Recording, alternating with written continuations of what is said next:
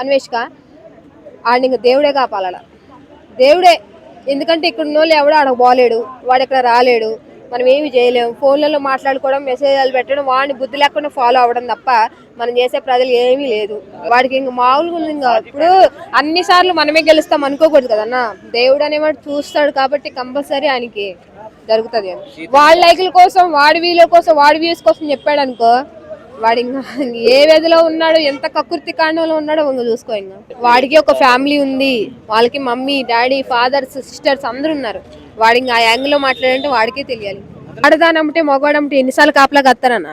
24 గంటలు నీ కూతురు అమ్మటే నీ కొడుకు అమ్మటి ఉండాలంటే వాళ్ళు ఏం చేస్తున్నారు ఏంటి?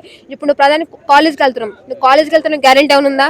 కాలేజ్కి వెళ్ళవు, బయట దాంతో పార్కులు అమ్మటే అమ్మాయిలు అమ్మటి తిరుగుతావు. పేరెంట్స్ తప్పే ఉందండి. ఇప్పుడు వాడు వేసురామంటాడు, ఇది వేసిపోతుంది, 400-500 బట్టలు కొంటుంది, పప్పులు అమ్మితే పార్కులు అమ్మటి తిరుగుతుంటారు. పేరెంట్స్ తప్పేలా అవుతుంది అది?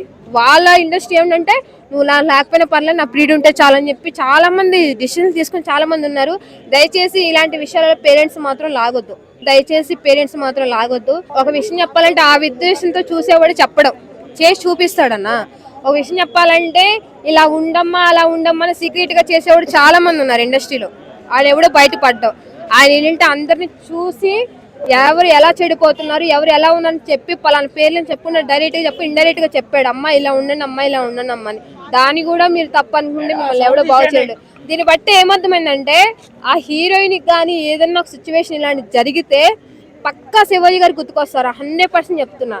నువ్వు వేసుకెళ్ళొద్దమ్మా, పబ్లిక్ లో ఇలా జరుగుతామ్మా అన్నప్పుడు ఒక్క అమ్మాయి ముందు 10 కుక్కలు ఉంటాయి పక్కా ఉంటాయి. కాబట్టి ఇలాంటి సిచ్యువేషన్ జరిగితే పక్కా శివాజీ గారు చెప్పింది రైట్ అంటారు.